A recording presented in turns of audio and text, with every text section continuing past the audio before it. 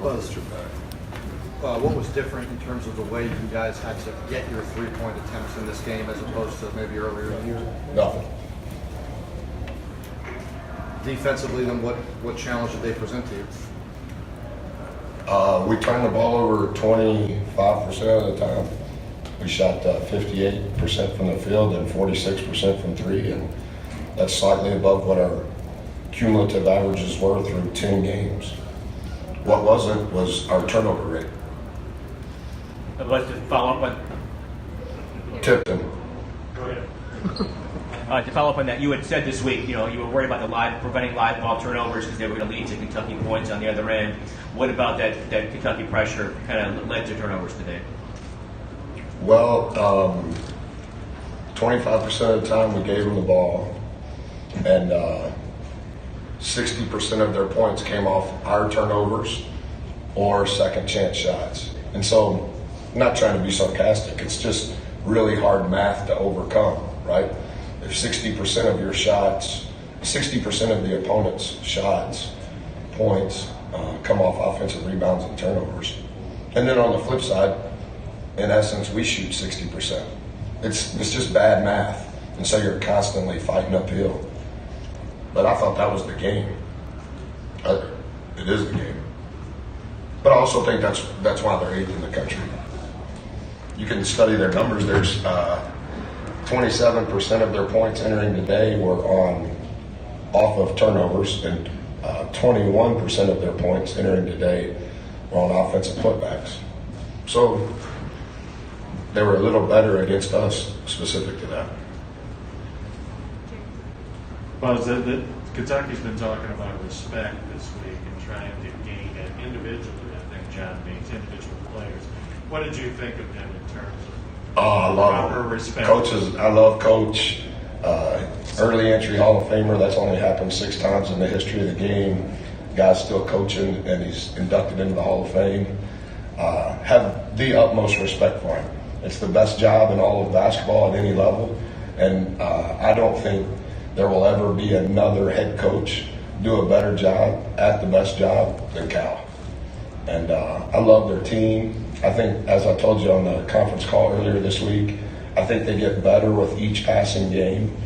And similar to what Five said, I think our game plan coming into the game, based on what they had done, was the right game plan specific to our roster. And they shot 50% from the field. They made more threes than they've ever made thus far this year. And then our turnover rate is too high. And so the culmination of that is a 7-point loss. Buzz, how much did Diallo's three-point shooting disrupt that game plan you had coming in? Well, I think he's an uber athlete and a very good player. But in general, that they made 11 threes. It was not one specific player that we were not playing this game specific to personnel. We were playing this game specific to their team.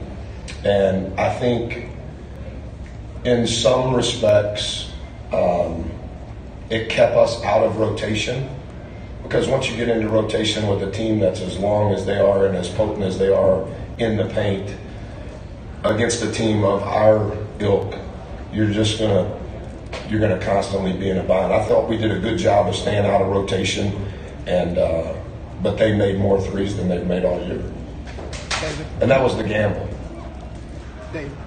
Buzz, you had to play the last, 4 minutes without KJ, and that's when they kind of pulled away. How much did that limit you having him on the bench? Oh, it's just part of it. I thought we played great when we were small in the first half. I thought the officials were perfect. I thought each one of his calls were the right call. And, I mean, we didn't have another choice.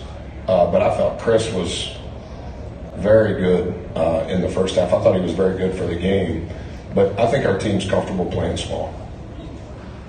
Buzz, was it shocking that they made 11 of 22 threes? What's your name? My name's Kent. From? Louisville, Kentucky. How you doing? Do you go to the Louisville games when we play there? Yeah, I do. What's your last name? Spencer. I've seen your face before.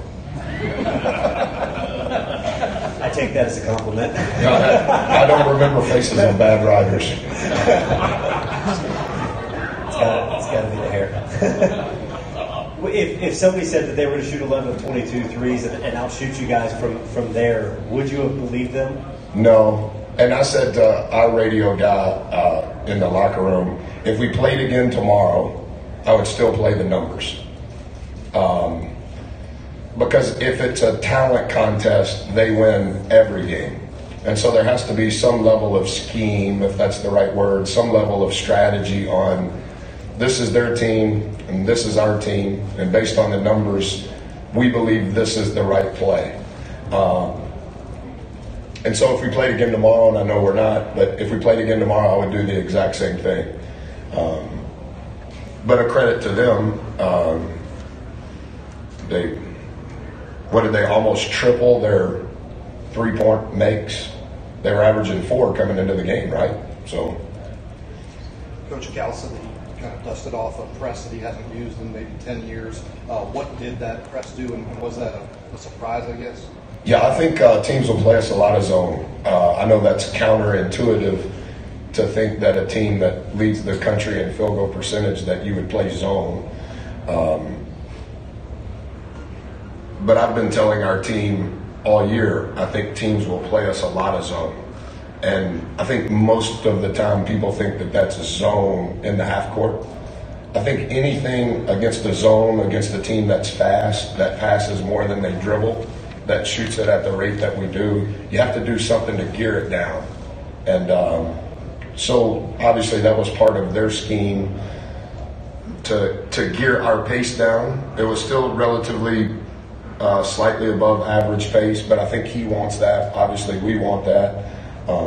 We did have some unforced turnovers that we threw in the stands that were atypical, that led to transition baskets for them. But I think we're going to see that a lot.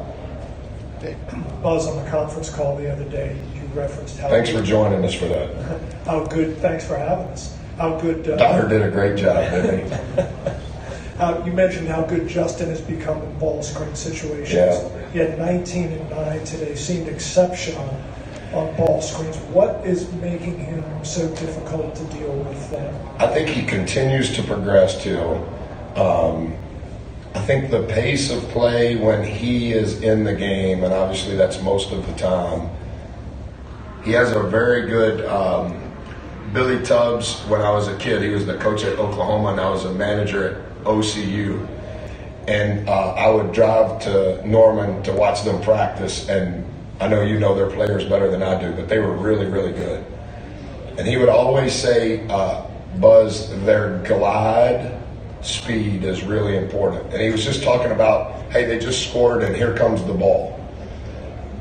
Five's glide is really, really good relative to the pace that we want to play at.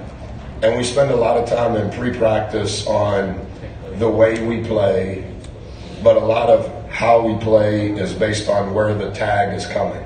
And how we prepped for Kentucky is we knew they would utilize their length as they should on every ball screen. And I told them at halftime they were going to start switching because Five was doing such a good job taking advantage of it. And they did. And then we were beating that, and so they went back to a hard hedge. But he just does, his glide is perfect, and he's constantly reading the help. He's never reading his defender. He's kind of past that. And in a ball screen, because we rep it so much and he's played so much since he's been here, he's not reading their coverage. He's reading the help behind it. Because the help behind it is where the tag's going to have to come. So I think we ran it maybe twice in a row. Maybe we ran it 3 times in a row. Empty side ball screen with KJ. And Five's reading the guy in the corner. And so as he comes off the screen, based on what that guy's doing, it's going to KJ and KJ's scoring, right? He's just, he's spending more time watching tape.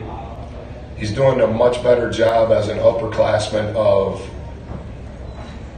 I need to help do what Buzz is asking and saying it and doing it in his own way. The growth of he and Chris over the last 10 weeks has been really, really good. Final question to Mark. But it's just how different was that length and athleticism than what you had been seeing all year? And also, you said Sunday that, good or bad, I think this is going to be good for us. And so how can this wind up being good for you? Well, I think it's good for us because it's before Christmas, and we're going to play a lot of teams like this over the next 70 days. I think playing in this environment with this arena and this support and this talented of a roster against a Hall of Fame coach, all of that stuff is really healthy. And it forces you to have a rep of what am I going to do in that situation. And I think the next step for us is how are we going to handle tomorrow and Monday. And like I told our team, I mean this respectfully, playing against a team that you thought was a religion, not a university. They're one and the same. How are we going to handle that? And because they have a unique style of play, and that's the next step that we have to take. And to the credit of our staff and our team, with each step, I think our guys have done it the right way. I would play this game over and over because I think the numbers will bear out as time goes if we put ourselves in a position, and I don't know that we will, but if we put ourselves in a position and it's a straw vote, a swing vote, playing at Kentucky in a guarantee game, because it's so, why are you doing that, Buzz? You're the only ACC team doing it. I guess what I would say is I've made a living doing that, so I like those.